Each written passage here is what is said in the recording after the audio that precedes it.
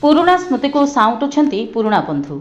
आजिर mobile दुनिया रे मनुष्य निजर परिवार आत्मीय स्वजन बंधु ठारू दिन को दिन दूरे जाउछि।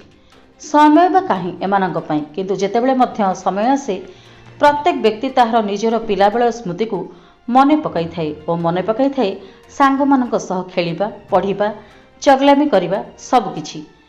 एमिति किछि स्मृति को साउंटिबा पई भंजनगर ब्लॉक कुलाड़ कवि सम्राट विद्यापीठ विद्यालय 2002 मसीहा दशम बैचर बंधु मिलन उत्सव कोटिबरड़ी बनदुर्गा मंदिर ठारे अनुष्ठित हो जाइछि। एथिरे उक्त बैचर बहु छात्र छात्री जोग देइथिले।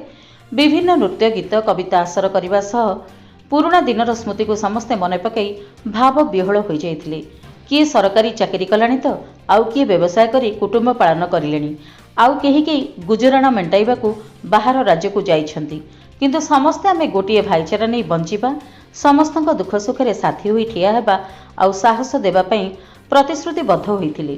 परिशेष रे समस्तଙ୍କ पई भोजनर व्यवस्था करा जाइथिला। उत्सव रे उक्त बैचर सिलू नायक, सुकांत पाणिग्राही, पूर्ण डाकुआ, जीतू साहू, बापिनी विश्वाल, देवदत्त बेहेरा, बापिली दास एवं अन्य माने उपस्थित रहिथिले। एभली बंधुत्वर परंपरा प्रत्येक वर्षर छात्र छात्री माने पालन करंतु बोली सिलू नायक समाज को वार्ता देइछंती।